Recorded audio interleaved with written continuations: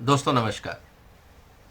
आजकल supreme court में article 370 पे सुनवाई चल रही है और काफ़ी तथ्य सामने रखने की कोशिश की जा रही है, लेकिन इस बात की चर्चा नहीं हो रही है कि जो जे.एंड.के का संविधान है और जो भारत का संविधान है उनमें क्या फ़र्क है। क्यों आज तक जे.एंड.के के अंदर आतंकवाद जारी रहा, वहाँ का कॉन्स्टिट्यूशन होते हुए भी वहाँ पे आतंकवाद क्यों नहीं रुक पाया, और क्यों कश्मीरी पंडितों का नरसंहार होता रहा जबकि वहाँ पे भी जम्मू एंड कश्मीर में भी एक कॉन्स्टिट्यूशन था। भारत का कॉन्स्टिट्यूशन और जम्मू एंड कश्मीर का कॉन्स्टिट्यूशन, और उसको जोड़ने के लिए जो एक कड़ी बनाई गई थी 370, आर्टिकल 370 जिसकी हम बात कर रहे हैं। दोस्तों आज मैं आपके सामने वो तथ्य रखूंगा और शायद ये बात समझ में आएगी कि अगर आर्टिकल 370 नहीं होता तो शायद जम्मू कश्मीर में जिस तरह से आतंकवाद बढ़ा पनपा वो नहीं होता, और जिस तरह से हमारे कश्मीरी पंडितों का नरसंहार हुआ शायद वो भी नहीं होता। दुख की बात यह है कि ये सारी जानकारी पब्लिक डोमेन में होने के बाद भी हमारे राजनीतिक दल चुप्पी साधे रहे, कोर्ट्स की तरफ से चुप्पी साधे रही, लेकिन किसी ने भी इस बात को नहीं उठाया कि आफ्टर ऑल ये 370 इतने साल तक क्यों लटका रहा और जिसने इतने जघन्य अपराध कराए। अब सवाल इस बात का है कि 370 जब लाया गया था क्या मजबूरियां थी। अगर आप कॉन्स्टिट्यूशन असेंबली की डिटेल्स को या उनकी डिबेट्स को सुनेंगे तो आपको तब भी पता लग जाएगा कि बहुत सारे मेंबर्स इसके फेवर में नहीं थे। ये कहीं ना कहीं एक राजनीतिक षड्यंत्र के तहत 370 को इंसर्ट किया गया था। जस्टिफिकेशन बहुत दिए गए थे, लेकिन इस बात को समझ के बड़ा ताजुब होता है कि जब आप एक पावर ऑफ स्ट्रेंथ पे हैं तो आप एक वीक पार्टी के आगे क्यों झुकते जाते हैं, ये बात समझ में नहीं आती। आज मैं आपके सामने बहुत सारे तथ्य लाया हूं, काफ़ी रिसर्च करी है इसको लेके। आपसे निवेदन है कि आप इस वीडियो को शेयर करें, अगर इस चैनल को अभी तक सब्सक्राइब नहीं किया है तो करें, और थोड़ा सा आज शायद वीडियो लंबा हो जाए, पेशेंस रखिएगा, क्योंकि बहुत सारे एविडेंसेस हैं जो मैं आपके सामने आज रखना चाहता हूं। और ये इसलिए ज़रूरी है ताकि हम तथ्यों पे बात करें, और जो बहस सुप्रीम कोर्ट में चल रही है उसके आधार, और जो वकील वहाँ बहस कर रहे हैं और जो ये कह रहे हैं कि 370 हटाना गलत था, क्या वो मानवता के खिलाफ है। मैं इसलिए कह रहा हूं कि 370 को रखने का मतलब है जम्मू एंड कश्मीर का कॉन्स्टिट्यूशन बनाए रखना, और जम्मू एंड कश्मीर का कॉन्स्टिट्यूशन अपने आप में ह्यूमन राइट वायलेशन है। और क्यों है ये तथ्य मैं आपके सामने रखता हूं। दोस्तों 370 की चर्चा हमने करी, काफी लंबी बहस हुई। 1947 में आज़ादी के बाद, 1947 में आज़ादी के बाद जो भारत का संविधान बना, जो 1950 में लागू हुआ, ये बात हमें समझनी होगी कि उस समय भारत के संविधान में क्या क्या प्रावधान थे, ये जनता के सामने था। यहाँ तक कि जिन लोगों ने जम्मू एंड कश्मीर का कॉन्स्टिट्यूशन ड्राफ्ट किया उनके सामने भी था। और जम्मू एंड कश्मीर का जो कॉन्स्टिट्यूशन है वो ड्राफ्ट हुआ 1956, यानी कि हमारे 6 साल बाद। और जब उन्होंने 6 साल बाद अपना कॉन्स्टिट्यूशन ड्राफ्ट किया तो किस चालाकी से उन्होंने खेल खेला, और हमारे राजनेता देखते रहे और तमाशबीन बन के इस पूरे तमाशे को देखते रहे, और यही कारण था कि आज तक हम 370 हटा नहीं पाए। और उसके बाद जो पाकिस्तान ने खेल खेला वो भारत के लिए, जो हमेशा जिसे कहा जाता है कि एक दुखी करने वाली घटनाएं होती रही, ये भी 370 की ही देन थी। दोस्तों भारत के संविधान में कुछ चीजें लिखी हुई हैं और उसका एग्जैक्टली वर्बेटिम कंपैरिजन मैं करूंगा जे.एंड.के के संविधान को लेके, और तब आपको पता लगेगा कि जिन लोगों ने जे.एंड.के का संविधान बनाया और जे.एंड.के के संविधान को स्वीकृति दी वो कितने शातिर लोग थे, और किस सफाई से उन्होंने भारत के राजनीतिज्ञों को मूर्ख बनाने की कोशिश करी। ये बात आज हमारे सामने आएगी। दोस्तों भारत का जो संविधान है उसका प्रीएम्बल बोलता है, we the people of India having solemnly resolved to constitute India into a sovereign, socialist, secular, democratic republic and to secure for all its citizens justice, liberty, equity, fraternity. मैं इसमें डिटेल में आऊंगा, लेकिन interesting चीज क्या है? We the people of India having solemnly resolved to constitute India into a sovereign democratic republic, initial word था, socialist and secular ये जोड़ा गया इमरजेंसी के टाइम पे इंदिरा गांधी ने। ये लैंग्वेज उस समय जम्मू कश्मीर के जो कॉन्स्टिट्यूशन निर्माता थे उनके पास थी, लेकिन उन्होंने क्या किया? उन्होंने जब अपना लिखा प्रीएम्बल, मैं आपके सामने वो भी पढ़ देता हूं।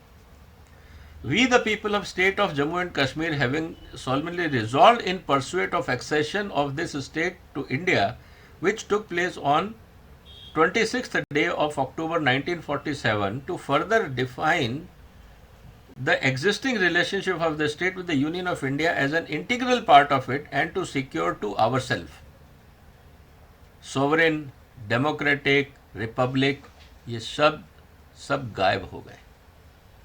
क्यों? वहां पे मोनार्की थी, वहां राजा था, और ये चाहते थे वहां के जो सत्तारूढ़ में लोग थे कि किसी ना किसी तरह उनकी राजशाही बची रहे। इस बात को ध्यान रखना। भारत के संविधान में लिखा है justice, social, economic and political, ये भी कश्मीर में लिखा है। Liberty of thought expression, belief, faith, worship, ये भी लिखा है। Equality of status and opportunity, ये भी लिखा है।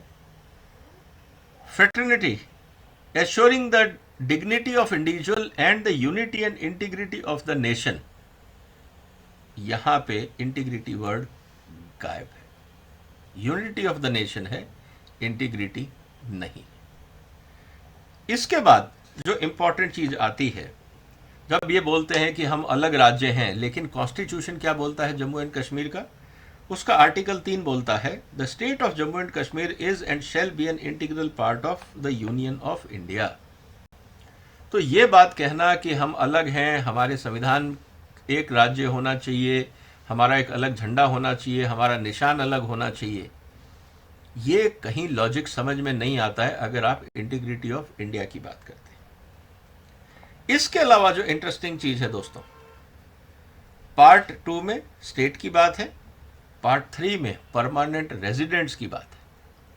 और ये परमानेंट रेजिडेंट्स जो डेफिनेशन है, ये अपने आप में काफी घातक है। इसका मतलब ये है कि जो कॉन्स्टिट्यूशन है वो सिर्फ वहां के जो परमानेंट रेजिडेंट है उनके लिए ही बनाया गया है। जो लोग यहां से कश्मीर जाके काम करेंगे, माइग्रेंट वर्कर्स हैं या एग्जीक्यूटिव्स हैं, अगर वो कश्मीर में जाके काम करते हैं और उनके साथ अगर कुछ गड़बड़ होती है, ये संविधान जम्मू एंड कश्मीर का उनके लिए कुछ नहीं कर सकता।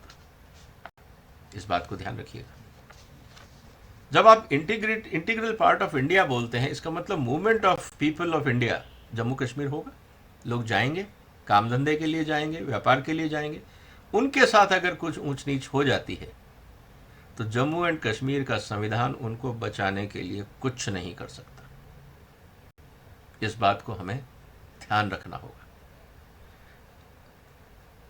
The permanent residents of state shall have all the rights guaranteed to them under the Constitution of India.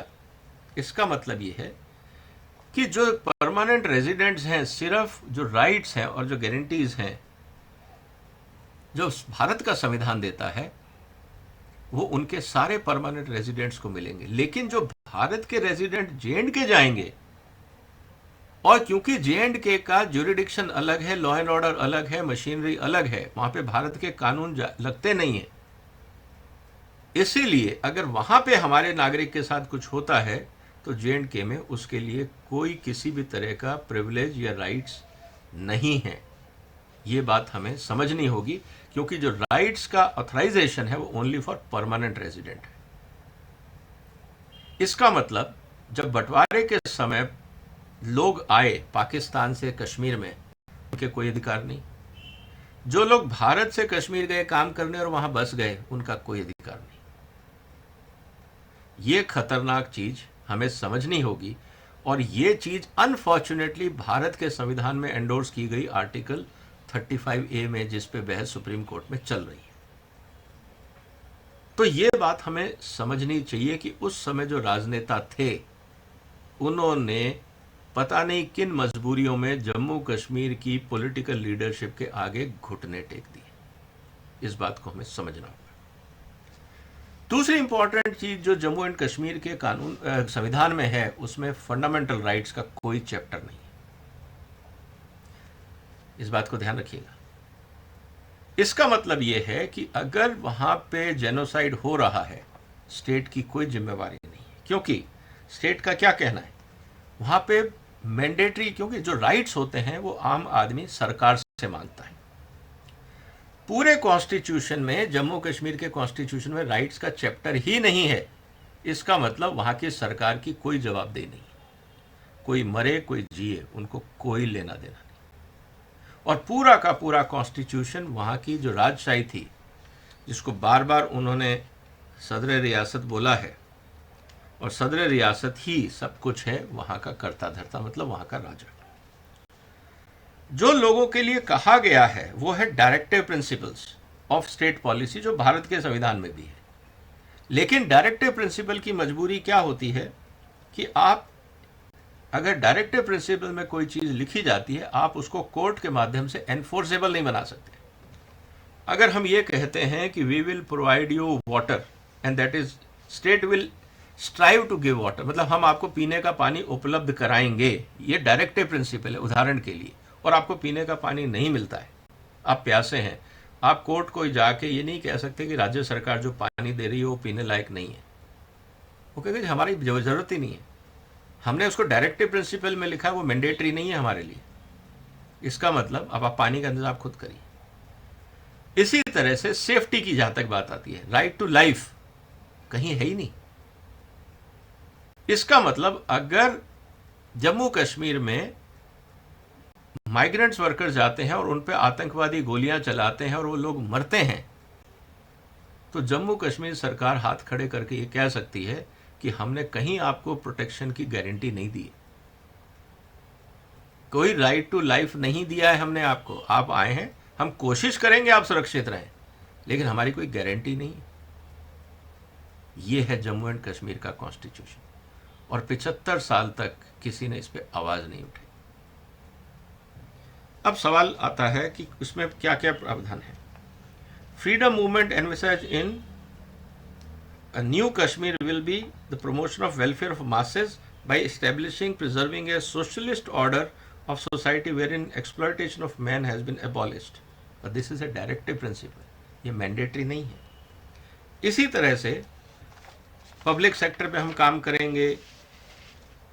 बाकी जो चीजें हैं वो भी परमानेंट रेजिडेंट्स के लिए हैं। For example that all permanent residents, अगर आप आर्टिकल 19 देखते हैं जम्मू एंड कश्मीर के कॉन्स्टिट्यूशन का, जो मैं पढ़ रहा हूं आपके सामने, the state shall within the limits of economic capacity and development make effective provisions for securing that all permanent residents, याद रखिएगा इस शब्द को, all permanent residents men and women equally have the right to work and is the right to receive guaranteed work with payment of labor in accordance with the quantity and quality, subject to with minimum and maximum wages established by the law. Health and strength of the workers is not abused, that again permanent residents are not forced to economic necessity unsuited for sex, age and strength. All permanent residents have adequate maintenance in old age as well as the event of sickness, means hospital facility भी permanent को मिलेगी। इसका मतलब यह है कि अगर कोई बाहर का बच्चा आके वहां उसका एक्सप्लॉयटेशन हो रहा है, चाइल्ड वर्कर है, स्टेट गवर्नमेंट की कोई जिम्मेवारी नहीं। अगर वहां पे माइग्रेंट वर्कर या बाहर के लोग आके काम कर रहे हैं और बीमार पड़ गए हैं, दवाइयां नहीं मिल रही हैं, सरकार की कोई जिम्मेवारी नहीं। सरकार की जिम्मेवारी सिर्फ अपने परमानेंट रेजिडेंट्स के लिए है। आप समझ रहे हैं वहां बात। और उसके बाद हम ये कहते हैं कि आर्टिकल 370 हटाया गया, ये गलत है। इन ह्यूमन कानून को अगर हटाने के लिए अगर 370 हटाया गया है, तो वो जो वकील बहस कर रहे हैं उनको इस बात को समझना होगा कि यहाँ पे जो ह्यूमन राइट्स की बात है, फॉरगेट अबाउट परमानेंट रेजिडेंट, क्या जो लोग बाहर से आके काम कर रहे हैं उनके ह्यूमन राइट्स नहीं है? क्या ये स्टेट की जिम्मेवारी नहीं है कि उन लोगों के ह्यूमन राइट्स को प्रोटेक्ट किया जाए? इसको लेके जो हमारे वकील आज बहस कर रहे हैं सुप्रीम कोर्ट में कि 370 हटाना गलत था, तो वो इस बात को क्यों नहीं बोलते कि जम्मू एंड कश्मीर में जो कॉन्स्टिट्यूशन है उसमें ह्यूमन राइट्स तक की बात नहीं कही गई है, और ये बात हमें समझनी होगी। उसके अलावा जो इंपॉर्टेंट चीज़ है दोस्तों, वो है लैंग्वेज को लेके, the state shall have the Urdu language. अब उर्दू लैंग्वेज किसकी है? And alternate is English language. क्या आप कश्मीर की अपनी कश्मीरी भाषा नहीं हो सकती थी?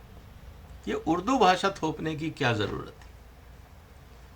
हम रीजनल लैंग्वेज की बात कर रहे हैं, कश्मीरियत की बात कर रहे हैं, तो कश्मीरियत की जो भाषा है वो अपनी कश्मीरी भाषा है, वहां की डोगरी भाषा है या उर्दू भाषा है? ये है राजनीतिक षड्यंत्र जो J&K में किया गया। और इसीलिए मैं बार बार बोल रहा हूं कि अगर धारा 370 नहीं होती और भारत के सारे कानून J&K में लगते, तो ना तो वहां पे आतंकवाद होता, क्योंकि फिर सिक्योरिटी एजेंसीज और सारी एजेंसीज खुल के काम करती। साथ ही साथ जो हमारे कश्मीरी पंडितों का नरसंहार हुआ वो नहीं होता, क्योंकि राज्य सरकार ने तो हाथ खड़े कर दिए थे कि हमारी कोई जिम्मेवारी नहीं। महिलाओं के अधिकारों को लेके भी संशय यही रहा कि अगर कश्मीर की किसी बेटी की शादी कश्मीर के बाहर हो जाती है तो उसकी परमानेंट रेजिडेंसी खत्म हो जाती है। अब उसका अपने राज्य में अपनी प्रॉपर्टी पे, अपनी चीजों पे अधिकार खत्म हो जाता है। ये है जम्मू एंड कश्मीर की मानवतावादी छवि। और बैठ के लोग इस बात को बहस करते हैं कि जम्मू एंड कश्मीर अमन शांति की जगह थी। और उसके बाद जब ये कहा गया कि 370 को हटाया जाएगा, it is a temporary feature, और जो कॉन्स्टिट्यूएंट असेंबली है जिसने ये संविधान बनाया जम्मू एंड कश्मीर का, उनको ये रिकमेंड करना चाहिए था कि अब भारत में विलय होगा, हम मानते हैं। उन्होंने वो नहीं किया। उन्होंने एक मानवता रहित एक नया कॉन्स्टिट्यूशन बनाया, वो लागू करने के लिए कहा, और 370 बरकरार रही, उसको हटाने की रिकमेंडेशन नहीं करी। इसीलिए मैं बोल रहा हूं कि भारत के साथ जम्मू कश्मीर और भारत के कुछ नेताओं ने राजनीतिक षड्यंत्र किया, और यही खामियाजा हमें अपने देश में कश्मीरी पंडितों ने और माइग्रेंट्स वर्कर जो वहाँ काम करने गए, जिनकी मौत हुई, उन्होंने उठाया। लेकिन जो जम्मू एंड कश्मीर के राजनेता हैं वो इस पे चुप है, इस बात को वो नहीं कहेंगे। उन्होंने बहाना ये कर दिया कि आतंकवाद हुआ बिकॉज ऑफ पाकिस्तान। ज़रूर, लेकिन सच्चाई यही है कि आपने जिस तरह से संविधान में गारंटी नहीं दी, राइट टू लाइफ नहीं दिया लोगों का, तो पाकिस्तान को तो मौका मिल गया, क्योंकि आपके पास तो कोई जिम्मेवारी थी नहीं। कोई आपके आके मार के चला जाए, आपको कोई टेंशन ही नहीं है, क्योंकि आपकी तो नैतिक जिम्मेवारी बनती नहीं थी। ये हुआ है धोखाधड़ी, राजनीतिक धोखाधड़ी भारत के नागरिकों के साथ, कश्मीर के नागरिकों के साथ, हमारे कश्मीरी पंडितों के साथ, और माइग्रेंट वर्कर्स और लोग जो वहाँ काम करने गए और मौत के घाट उतार दिए गए। और उसके बाद जब 370 धारा हटाई गई कि इस तरह का इनह्यूमन कॉन्स्टिट्यूशन नहीं रह सकता, तो आज सुप्रीम कोर्ट में इस बात की बहस हो रही है कि 370 वापस लाया जाए। मतलब असामाजिक, अमानवीय जो कॉन्स्टिट्यूशन है उसको वापस लाया जाए। ये बहस का मुद्दा है आज। आपका क्या कहना है दोस्तों इस मुद्दे पे? क्या 370 वापस लाना चाहिए सुप्रीम कोर्ट को? और जो वकील ये पैरवी कर रहे हैं कि 370 हटाना गलत था, तो वो बता दें कि क्या ये जो जम्मू एंड कश्मीर में और वहाँ के कॉन्स्टिट्यूशन में लिखा था, क्या ये मानवता के हिसाब से है? इस पे जवाब क्यों नहीं देते? आपका क्या कहना है दोस्तों? कमेंट बॉक्स में अपने विचार लिखिए। इस वीडियो को शेयर करिए, इस चैनल को सब्सक्राइब करिए। ये गंभीर मुद्दे मैं आपके साथ उठाता रहूंगा, और बहुत सारी बातें। इसीलिए मैं आपसे रिक्वेस्ट कर रहा हूं, इस चैनल को सब्सक्राइब करें। बहुत सारे एविडेंस आपके सामने आएंगे, फैक्ट्स आपके सामने आएंगे, आपस में चर्चा करिए। समाज में जागरूकता जरूरी है इन सेंसिटिव मुद्दों को लेकर, क्योंकि अगर हम इतिहास से नहीं सीखेंगे तो यही कहा जाता है कि if you don't learn from history we repeat, और हमें वो रिपीट नहीं करनी। अब देखते हैं कि सुप्रीम कोर्ट आने वाले दिनों में क्या निर्णय लेता है। आप और हम नज़र बनाए हुए हैं, देखते हैं किस तरह के लॉजिकल और इलॉजिकल आर्ग्यूमेंट्स आते हैं और सुप्रीम कोर्ट का व्यू क्या है इन सब आर्ग्यूमेंट्स को लेके। तब तक आप अपना ध्यान रखिए। फिर एक और इम्पॉर्टेंट मुद्दे के साथ आपके सामने हाजिर होऊंगा। तब तक वंदे मातरम।